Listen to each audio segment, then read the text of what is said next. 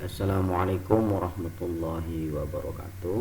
Alhamdulillahirrabbilalamin. Assalatu wassalamu ala asrafil anbiya wal mursalin Sayyidina Muhammad wa ala alihi wa sahbihi ajma'in, amma ba'du. Teman-teman sekalian, pada kesempatan ini kita masuk pada materi 3, pertemuan keempat kuliah akhlak tasawuf.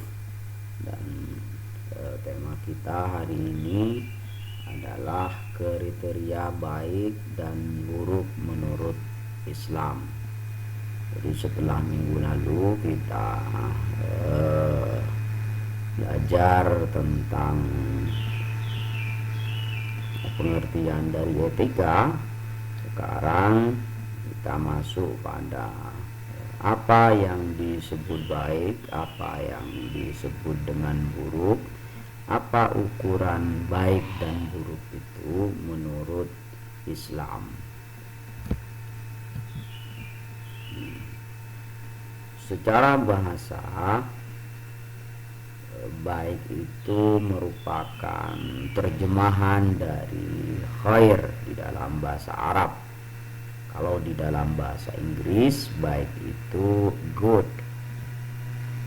Sementara di dalam kitab Al-Munjid diartikan bahwa yang disebut dengan baik adalah sesuatu yang telah mencapai kesempurnaan. Jadi itu pengertian yang secara sederhana. Jadi mungkin kita sudah bisa sedikit meraba-raba tentang sesuatu yang kita anggap baik itu, karena ini berkenaan dengan kehidupan kita sehari-hari. Misalnya seperti membantu orang lain, membantu orang tua, memberikan bantuan kepada yang membutuhkan, terus berkata dengan halus, sopan, terus kemudian misalnya makan makanan yang halal daripada yang haram. Itu termasuk di dalam contoh-contoh kebaikan yang mungkin sudah biasa kita lakukan di dalam kehidupan sehari-hari. Tetapi kadang-kadang sesuatu yang disebut baik itu hampir serupa dengan sesuatu yang dianggap buruk. Artinya ada satu hal yang samar-samar, sehingga kita akan sulit menentukan apakah ini termasuk perbuatan baik ataukah perbuatan buruk. Nah, di sini penting kita untuk mengetahui bagaimana ukuran kebaikan itu sendiri. Dan nanti kita akan bahas lebih jauh mengenai tentang kebaikan itu di dalam pemahaman Islam. Namun sebelum itu kita akan masuk dulu kepada kebaikan atau keburukan menurut berbagai aliran. Karena pada kenyataannya ada berbagai macam aliran yang dia memberikan kriteria yang berbeda mengenai baik dan buruk itu. Artinya sesuatu yang dianggap baik oleh satu aliran atau satu kelompok itu belum tentu baik oleh kelompok yang lain. Sebaliknya, sesuatu yang dianggap buruk oleh satu aliran atau satu kelompok bisa jadi dianggap baik oleh kelompok atau aliran-aliran yang lain. Sehingga kebaikan dan keburukan di sini menjadi sesuatu yang relatif, tergantung kelompok mana yang memberikan penilaian terhadap sesuatu yang dianggap baik atau buruk itu. Jadi ada aliran yang disebut dengan aliran hedonisme. Menurut aliran ini bahwa yang baik dan yang buruk adalah ukurannya kebahagiaan. Jadi apabila satu tindakan itu mendatangkan kebahagiaan, maka itu disebut baik. Sebaliknya, apabila satu tindakan itu tidak mendatangkan kebahagiaan, maka dianggap sebagai tindakan yang buruk. Jadi ukurannya adalah kebahagiaan. Nah, di sini menjadi sangat bermasalah kalau kita hubungkan dengan Islam, karena di dalam Islam itu tidak selamanya yang mendatangkan kebahagiaan itu dianggap baik. Sebaliknya, tidak selamanya yang tidak mendatangkan kebahagiaan itu dianggap buruk.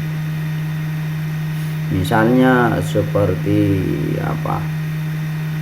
memakan hak orang lain, mengambil hak orang lain.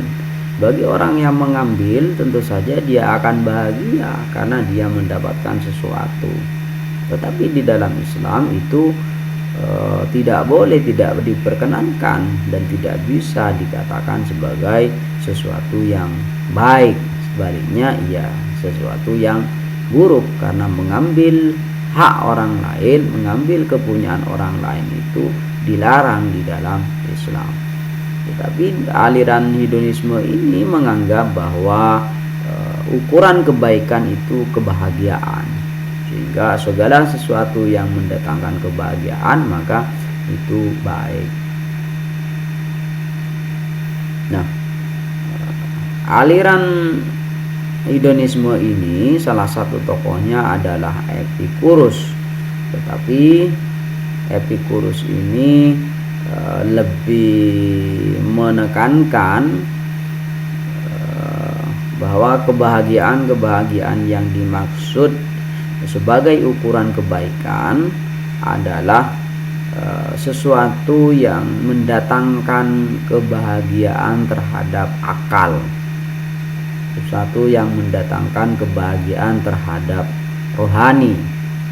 Itu lebih penting daripada kelezatan atau sesuatu yang mendatangkan kebahagiaan terhadap badan.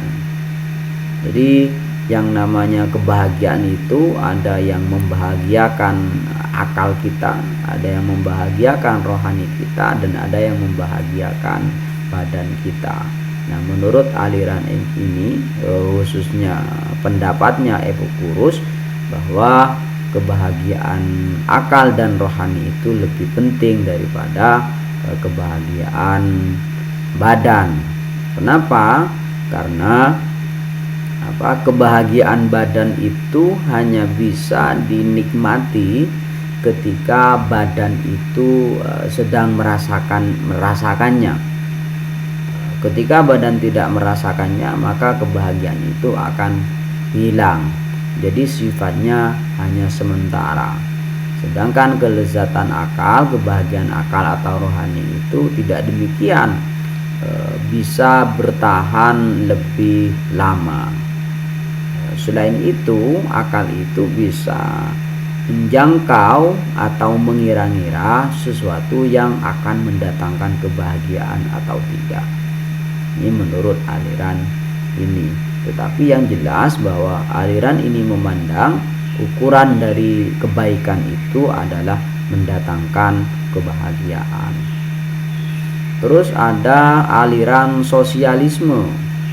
Aliran sosialisme ini memandang bahwa sesuatu disebut baik atau buruk itu ukurannya berdasarkan adat istiadat, berdasarkan kebiasaan masyarakat.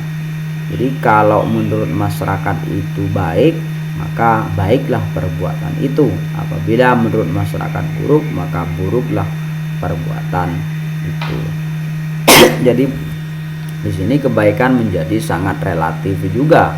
Antara satu daerah dengan daerah yang lain itu ukuran kebaikannya mesti berbeda-beda, karena tradisi masyarakat juga berbeda.